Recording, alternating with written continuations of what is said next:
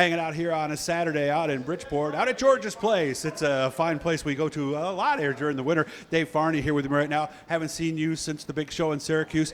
Well, unlike last time we talked, I checked with you in 2020. You didn't do much, man. You got out a lot this past year. How you doing? Well, I'm doing really well, thank you. Everybody's good? Family's good? Well, family's all healthy, thank goodness, right? Nice. Everybody's vaccinated and healthy as need to be. And, of course, we all got the chance to get together in the fall over at the new Expo Center. That was a lot of fun, wasn't it? You know, I didn't get a chance to because I was over at the promoters meetings and so forth with World Racing Group and DIRTcar. Of course, we got to go to the banquet again, which was fun.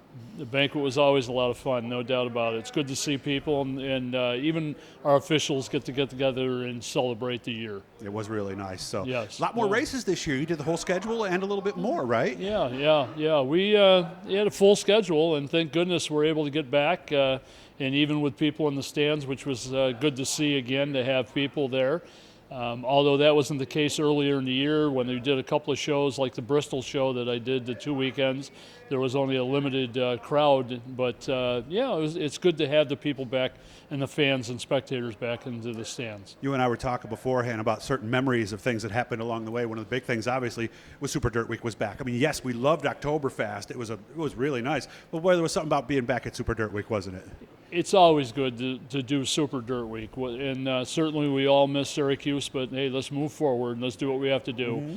And of course, things didn't go, perfectly the way we wanted it to, but it still was a great event. It was great competition and great racing, even with the conditions. But we all know that a year from now things are going to be spectacular, especially for the 50th. Yeah, and anybody who was behind the scenes knows there was a lot of contributing factors, and they learned from this. And of course, we hadn't been in there in 2 years. The clay, there's a million factors as to what things went. But I thought one of the biggest takeaways I had with Super Dirt Week was, I think I remember really what the biggest thing was, is that we see people that we really only see that one time every year.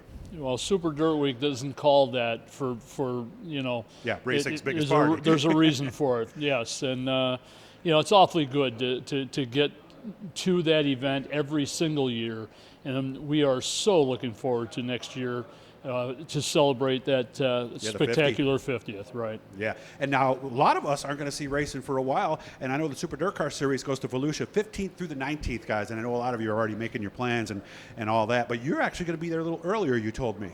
I'm down and do all 12 nights. Actually, one night I do miss, but I do the majority of the nights there with the Outlaw Sprints and the late models and the DIRTcar UMP Modifieds. Yes. Got to be fun.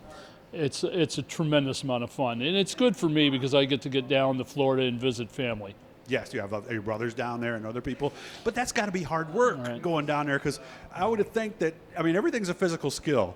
Even just waving that flag 12 days in a row, shoulder and arms get a little sore the first time, do they? It's a challenge, there's no doubt about it, but hey, it's not work. That's I absolutely love it. It's a passion, and I look forward to going every single year, and it's about 4 weeks away. I'm looking forward to it. Yeah, I flagged a race at Weedsport one night. I think it was one of those ones during a fair or something, and that was the big takeaway I had. It was like, man, my arm is sore. And even just to get the flags to fly right is not easy. We see guest flaggers come in, and they wave that flag, and it ends up getting wrapped all around. There's a knack to it, isn't there?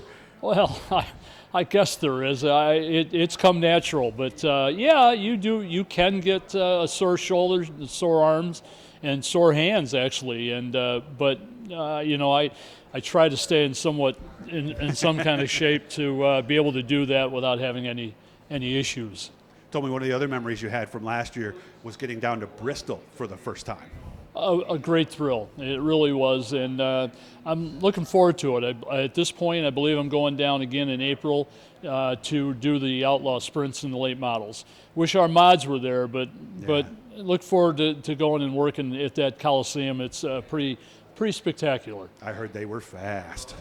Exceptionally fast. Yeah. There's so no doubt about feel it as they went by. It's a great thrill and it's a great show, and I hope people who love sprints and late models are looking to go and join us there. Yeah, and again, that's going to be a great show with both of those on the card. 29 years now in the business, started back in 1992 for Glenn Donnelly. What's the biggest thing that's changed from your perspective over that time from the flag stand?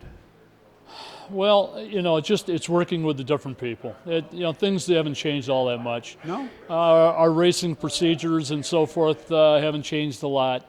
The way we do things, it hasn't changed tremendously.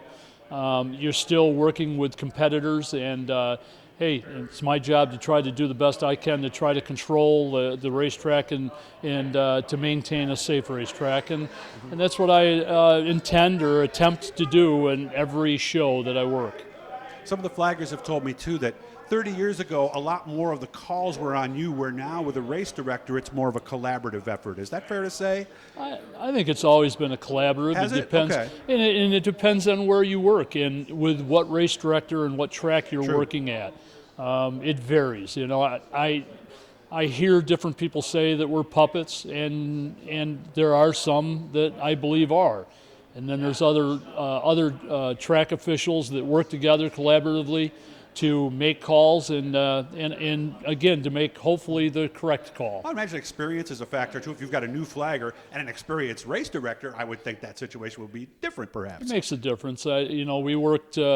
I started with Mike Phelps at Weedsport, and Mike was sort of new with that position. He did that. Okay. And I think we've evolved and we've transitioned into more of a group, a team effort in making calls and decisions that are made.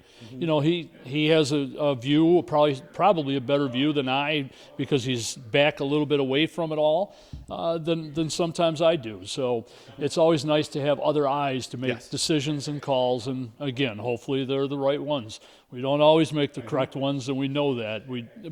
But I struggle with that. I've always, you're always going like an athlete. You're always going for that perfect night. And you're always second guessing yourself afterwards and Monday morning quarterbacking too. So from time to time. Yes. I hope you had fun down in Florida. Again, the Super DIRTcar Series is there on the final nights down at Volusia, the 15th through the 19th. SuperDIRTcarSeries.com is how you can find out more there. Hit the blue E. That'll subscribe you. We got a couple of them done today.